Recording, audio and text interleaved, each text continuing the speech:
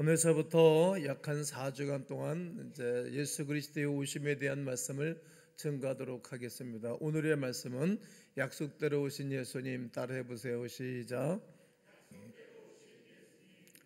이 땅에 태어나서 여러 사람들과 관계를 맺고 살아갑니다. 그런 도중에 약속을 잘 지키는 분들이 있는가 하면 약속을 안 지키는 분들이 계십니다. 약속을 잘 지키는 사람은 성숙하신 분이시고, 약속을 잘 지키지 않는 사람들은 성숙한 사람이 아니라 미숙한 사람들입니다. 2000년 전 베들레헴에 나신 예수님을 기념하는 성탄절을 우리가 4주 5주간 동안 말씀을 증거하고 말씀을 받을 것입니다. 이 대림절은 예수님의 탄생을 준비하는 기간입니다. 베들레헴에 오신 예수님은 어느 날 갑자기 오신 분이 아닙니다. 이미 하나님이 약속하신 바 그대로, 예언하신 바 그대로 정확하게 이 땅에 오신 분입니다. 예수님의 탄생은 창세 전에 이미 하나님의 큰 계획 속에 있었습니다. 에베소 1장 4절을 다 함께 읽습니다. 시작.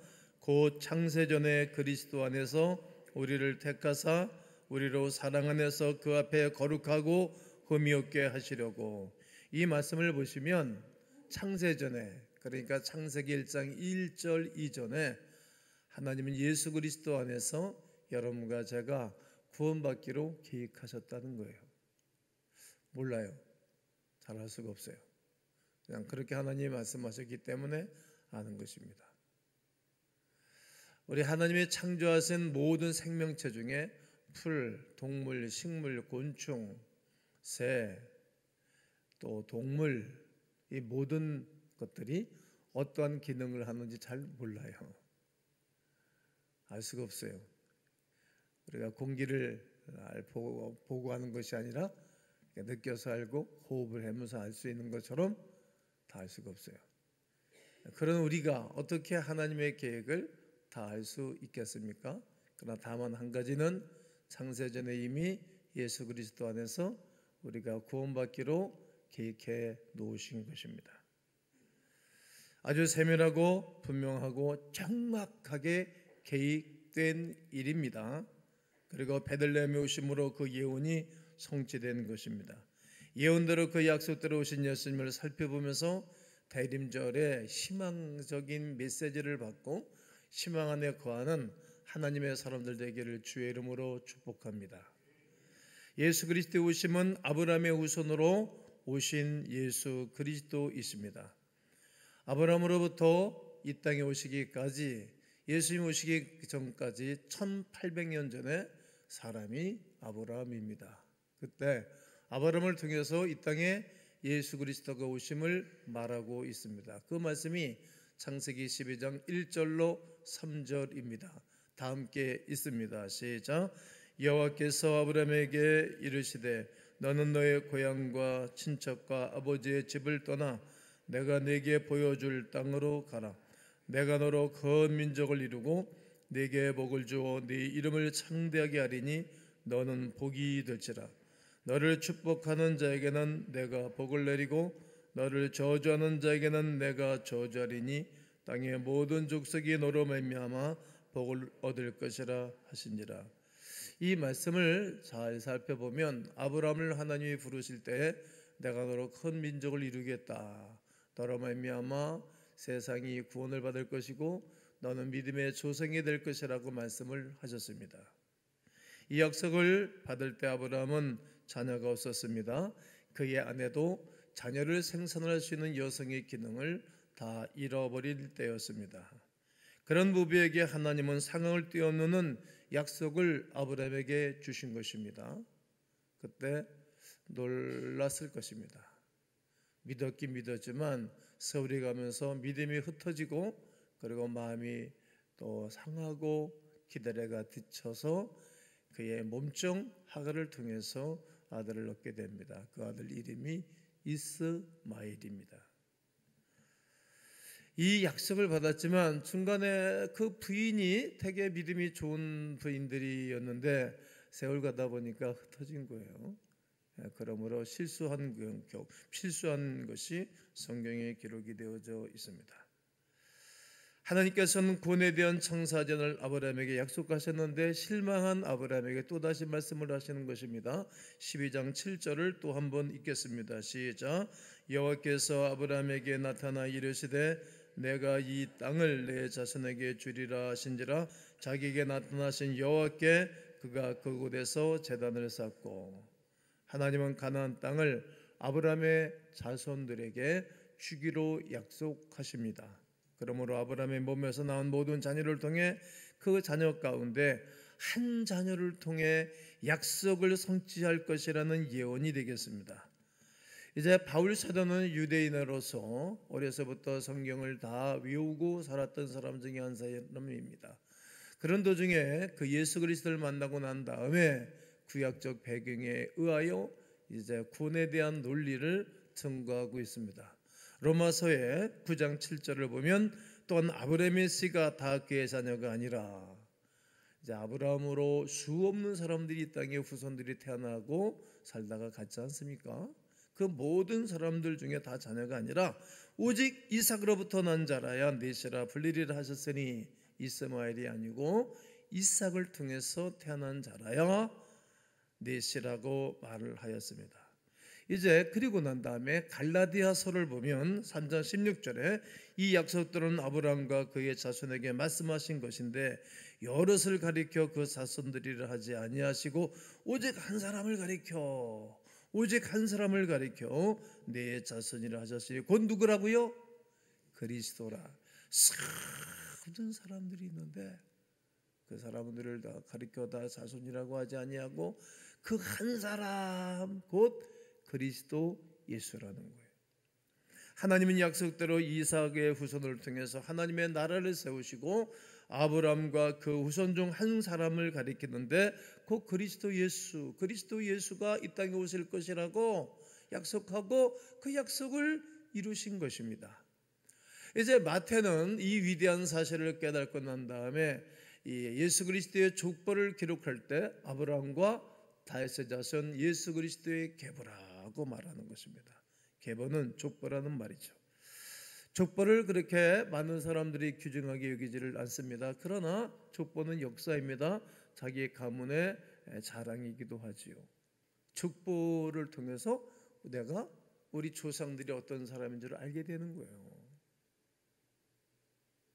예수 그리스도의 족보를 기록한 이유는 아브라함의 후손 중에 한 사람이 구원자가 나타나는데 그 사람을 통해서 아브라함의 후손 하나님의 백성들이 세워진다는 것을 약속한 것입니다. 아브라함부터 시작하여 족보 마지막에 등장하는 인물이 바로 누구시라고요? 예수 그리스도라는 말입니다. 이 족보를 보면 예수님은 아브라함의 후손으로 오신 것이 아주 분명합니다. 성도 여러분, 하나님의 약속이 성취되던 날이 성탄절입니다.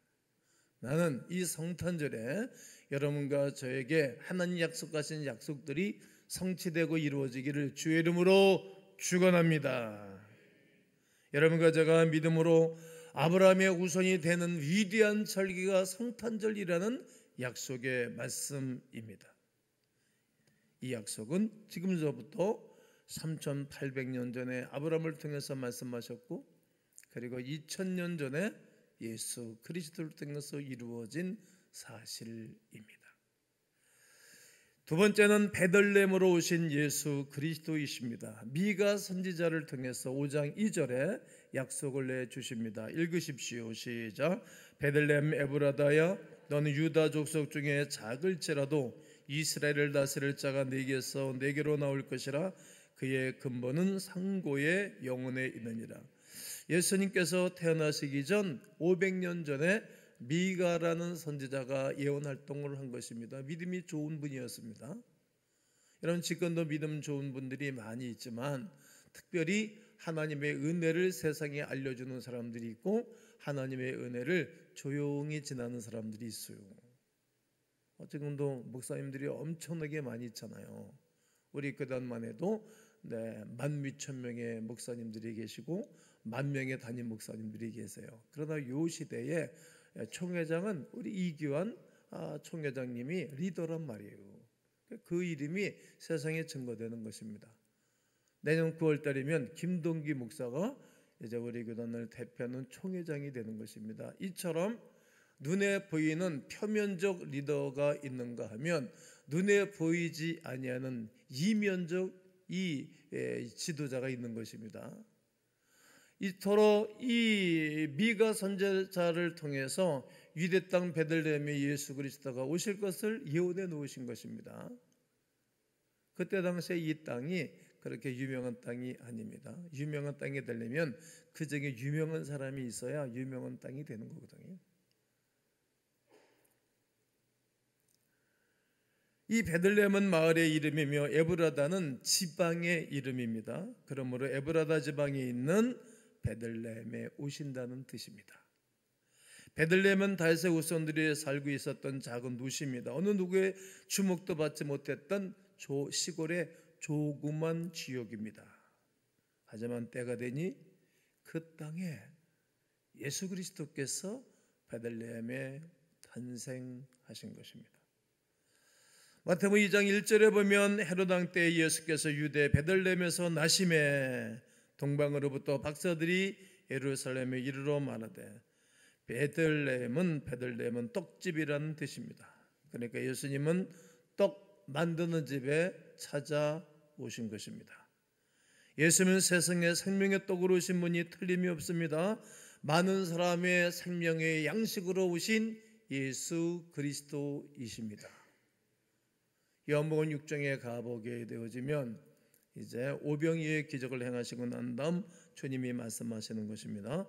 예수께서 이르시되 내가 진실로 진실로 너에게 이르노니 하늘에서 내린 떡은 모세가 준 것이 아니라 오직 내 아버지가 하늘에서 내린 참떡을 너희에게 주시나니 하나님의 떡은 하늘에서 내려 세상에 생명을 주는 것이니라. 저희가 가로되 주여 이 떡을 항상 우리에게 주소서. 예수께서 가라사대 내가 곧 생명의 떡이니 내게 오는 자는 결코 줄이지 아니할 터이요 나를 믿는 자는 영원히 목마르지 아니하리니. 이 성탄절은 이 복된 소식을 사람들에게 전하는 절기입니다. 우리만 즐거워하고 우리만 감사하기 위해서 모이는 날이 아니라는 말입니다. 이 희망을 온 세상에 전하는 것입니다.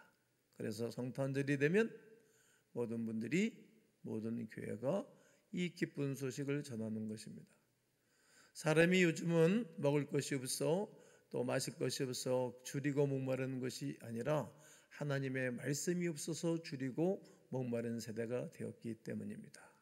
그런 사람들에게 생명의 떡 대신 하늘에서 내려온 생명의 떡 대신 예수 그리스도를 먹고 마시면 영원히 삽니다. 만족감이 있습니다. 행복감이 있습니다. 예수쟁이들은 이만큼 힘들어도 감사하는 거예요. 이만큼 어려워도 기뻐하고. 왜? 하나님이 오늘까지 베풀어주는 사랑과 은혜가 많지 않습니까? 이 예수 그리스도는 생명의 떡입니다. 주 예수를 믿어라 그리하면 너와 내 집이 구원을 얻으리로다. 이것은 바울이 감옥에서 말씀한 거예요. 관리자에게 말한 거예요. 그가 이 말을 듣고 충격을 받아 예수 그리스도를 영접하고 그가 구원을 받고 그 유명한 빌립보 교회가 세워지는 곳에 개척 멤버로 등장하게 된 것입니다. 다른 이로서는 구원을 받을 수 없나니 천하 사람 중에 구원을 받을 만한 이름을 우리에게 주신 일이 없어요. 이 예수 그리스도 생명의 떡으로 오신 예수 그리스도를 통해서 우리가 영원한 구원을 받습니다. 자기 땅에 오며 자기 백성들이 영접하지 아니했으나 영접하는 자 곧 그 이름을 믿는 자들에게는 하나님의 자녀가 되는 권세를 주신 줄로 믿습니다. 누구든지 그를 믿으면 만족함이 있습니다. 요한복음 6장 54절과 58절을 읽습니다. 시작. 내 살을 먹고 내 피를 마시는 자는 영생을 가졌고 마지막 날에 내가 그를 다시 살리리니 이것은 하늘로서 내려온 떡이니 조상들이 먹고도 죽은 그것 같지 아니하여 이 떡을 먹는 자는 영원히 살리라. 아멘. 다시 살리리니 영원히 살리니, 다시 살리리니 영원히 살리니 두 절의 결론입니다. 여러분, 이 땅에 우리가 태어나서 반드시 우리가 영원히 새롭게 거듭나야 되고, 그리고 예수님 이 땅에 오실 때 다 틀림받게 될 줄로 믿습니다. 동정녀를 통해서 오신 예수 그리스도이십니다. 이사야서 7장 14절을 읽습니다. 시작. 그러므로 주께서 친히 징조로 너에게 주실 것이라.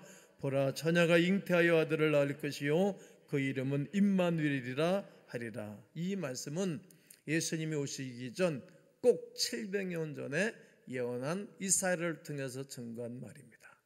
이사야를 통해서. 이제 예수 그리스도의 오심을 처녀가 잉태하여 아들을 낳을 거라는 것입니다. 이 약속을 하신 것입니다. 근데 동정녀를 통해서 예수 그리스도가 태어난다. 동정녀는 아직 남자를 모르는 처녀의 의미로 사용되었습니다. 이 예언에는 믿음과 관련된 아주 중요한 신학적 내용이 포함되어져 있습니다. 그 신학적 내용이 어떤 것인가 하면, 하나님이 인간의 모습으로 사람의 몸을 빌려 이 땅에 오시는 진리입니다. 전능하신 하나님이 인간의 모습으로 오시는데 처녀의 몸을 빌려서 오시는 거예요. 여러분, 하나님의 역사하시면 사람을 통해서 역사하는 것 아니겠습니까? 여러분, 지금 설교자가 없다면 여러분 어떻게 예배를 드리겠습니까? 이처럼 사람을 세워서 하나님의 일을 하는 것입니다.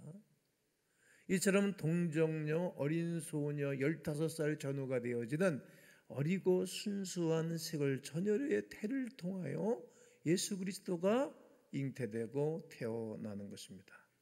동정녀 탄생은 하나님의 구속사입니다. 왜일까요? 죄인의 모습으로 잉태된 것이 아니라 성령 하나님의 영으로 잉태됐기 때문에 그의 잉태에서부터 그의 삶 전체는 죄와 상관이 없는 분입니다. 그래서 구속사라고 말씀을 드리는 것입니다. 사람으로서는 할 수 없는 일입니다. 동정녀가 입이 낳은 일은 불가능한 것입니다. 그러나 예수 그리스도의 나심은 이러하니라. 그 모친 마리아가 요셉과 정혼하고 동거하기 전에 성령으로 잉태된 것이 나타났다. 마태복음 1장 18절을 말하는 것입니다.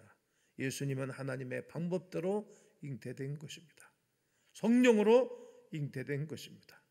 마리아의 몸을 빌려 사람의 모습으로 이 땅에 오신 예수 그리스도이십니다. 이렇게 태어나신 예수님을 뭐라고 부르는 것입니까? 임마누엘이라고 부르는 것입니다. 하나님이 우리와 함께 계시다는 뜻입니다. 어딜 가나 하나님이 나와 함께 한다는 위대한 믿음을 가지면 이 세상 살기가 얼마나 든든하고 얼마나 평안하고 얼마나 행복하고 얼마나 만족함이 있고 얼마나 담대하게 살아갈 수 있겠습니까?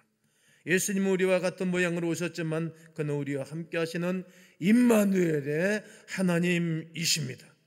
성도 여러분, 하나님의 말씀은 반드시 이루어집니다. 하나님의 말씀은 반드시 이루어지는 것이 희망 중 희망이기에 오늘 우리가 이 세상 속에서도 믿음으로 그 약속을 붙잡고 살아가는 것입니다. 성경에는 32,560가지의 약속이 있습니다. 이 약속을 믿는 사람들에게 32,560가지의 축복을 이 땅에 살면서 누리고 살아가는 것입니다. 그러므로 예수님 믿으면 구원받는 약속은 진실 중에 진실입니다. 성경은 온통 희망으로 가득 차 있습니다. 희망, 호프, 소망으로 가득 차 있는 것입니다. 반드시 실망하도록 하지 아니하시고 실망했을지라도 용기를 주시고 낭패했을지라도 새로운 길을 주시고 우리에게 영원한 기업을 주시는 분이십니다. 구하라 주실 것이요, 찾으라 찾을 것이요, 문을 두드리랴 열릴 것이라는 약속만큼 분명하고 확실한 약속이 누가 하겠습니까? 그러므로 오실 예수님의 탄생을 축하해야 됩니다. 다시 오실 주님을 고대하고 희망 중에 거하는 하나님의 사람들이기를 주의 이름으로 축복합니다. 마지막은 성령으로 역사하시는 예수 그리스도이십니다. 오늘 1장 18절과 20절을 보면 예수 그리스도의 나심은 이러하니라. 그 모친 마리아가 요셉과 정혼하고 동거하기 전에 잠자리하기 전에 부부관계를 갖기 전에 성령으로 잉태된 것이 나타났더니 성령으로 잉태됐다는 겁니다. 분명하게 성경은 우리에게 조명하지요. 20절에 이 일을 생각할 때 주의 사자가 현명하여 가로되 다윗의 자손 요셉아 네 아내 마리아 데려오기를 무서워하지 말라. 저에게 잉태된 자는 성령으로 된 것이라. 성령으로 된 것이라. 지금 이게 아주 15살 전후되는 아주 아름다운 시골 순수한 여인과 요셉과 정혼을 해서 이렇게 교제하고 그런 가운데 얼마나 좋았겠어요. 근데 그들은 결혼하기 전에는 잠자리를 하지 않는 것이 성경의 법입니다. 순수성을 유지하는 것입니다. 그런데 그날은 교제하는데 저녁에 아주 어렵게 얘기를 하는 거예요. 마리아는 또 얼마나 충격을 받았겠어요. 그 얘기를 하니까 너무 힘들었어요. 근데 이 요셉이 너무 멋진 남자인 것은 그동안에 사랑을 나누고 관계를 맺었던 사람이기 때문에 가만히 조용히 끊고자 하여. 요즘 남자들이 읽은 것들은 좀 보면 좋을 것 같아요. 성경을.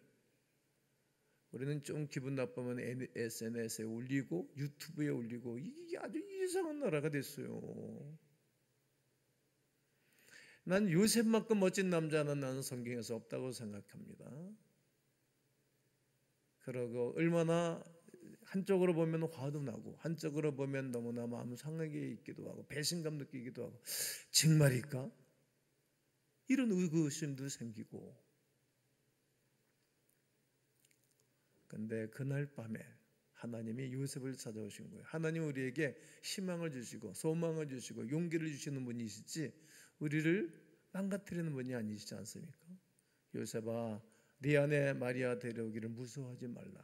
그에게 잉태된 자는 성령으로 된 것이니. 그날 밤에 너무 행복했겠죠. 응답을 받은 것입니다. 그리고 그 아내 마리아를 데려오고 그 아들 예수를 낳기까지 동침하지 아니했다. 얼마나 경건한 사람인지 모릅니다. 예수님은 성령으로 모든 잉태를 냈고 성령으로 이 거룩한 역사를 감당한 것을 성경은 말하고 있는 것입니다. 이사야서 11장 1절과 2절을 보면 이새의 줄기에서 다윗의 아버지 이새입니다. 이새의 줄기에서 한 싹이 나며 그 뿌리에서 한 가지가 나서 결실할 것이요 여호와의 신 지혜와 총명의 신 모략과 재능의 신 지식과 여호와를 경외하는 신이 그 위에 강림하시리니. 이 말씀은 예수님이 땅에 오셔서 이미 성취된 일들입니다. 성령으로 예수님은 모든 일들을 행하셨습니다. 성령으로 모든 이들을 위로하셨고 격려하셨고 치료해 주셨습니다. 여러분, 예수 그리스도는 성령으로 모든 병든 자를 치료하고 약한 자를 강하게 하고 하나님의 은혜를 베풀어 주시는 좋으신 분이십니다. 자비를 베풀어 주시는 분이십니다. 가난한 자와 심령의 상한 자를 고치시고 위로하셨습니다. 이 모든 것은 성령으로 사역하신 것입니다. 누가는 의사 출신으로 예수님의 제자로 따라다니다가 이 사도행전을 기록할 때 이렇게 기록했습니다. 10장 38절을 읽습니다. 시작. 하나님이 나사렛 예수에게 성령과 능력을 기름 붓듯 하셨으며 저가 도로 다니시며 착한 일을 행하시고 마귀에게 눌린 모든 자를 고치셨으니 이는 하나님이 함께 하셨습니다. 아멘. 여러분, 예수님은 병든 자를 고치시고 착한 일을 행하시고 마귀에게 눌린 모든 자를 치료해 주셨습니다. 오늘도 이러한 역사는 일어납니다. 여러분, 의사는 오진하고 사람을 죽이는 일이 가끔 있어요. 별별 사람들 다 많잖아요. 그러나 예수님은 사람을 죽이거나 사람을 망가뜨리는 건은 하나도 없습니다. 교만한 사람들은 책망했고 바리새인들은 책망했지만 세리와 창기는 나의 친구로다라고 그들을 절대적으로 싹 감아주셨던 주님을 보게 됩니다. 예수님이 보내주신 이 성령이 우리에게 영원한 희망입니다. 예수께서 성령으로 사역하고 역사하셨듯이 우리에게도 성령이 우리에게 함께 하시면 이러한 놀라운 역사가 일어납니다. 교회를 통해서 부족한 정을 통해서 수없는 사람이 격려를 받고 위로를 받고 새 힘을 얻었고 그리고 하나님의 역사하신 가운데 거하게 되었습니다. 이 성령의 능력이 이번 성탄절에 오늘 여러분 예배하는 여러분 모두에게 있기를 주의 이름으로 축복합니다. 성령의 능력으로 이 복음이 증거돼서 땅끝까지 이르러 하나님의 거룩한 복음적인 사역이 감당되어져야 될 것입니다. 약속대로 오신 예수님은 아브라함의 후손으로 오셨습니다. 지금부터 3,800년 전, 약 4,000년 전에 약속대로 오신 것입니다. 이 약속이 성취된 날이 성탄절입니다. 베들레헴에 오신 예수 그리스도이십니다.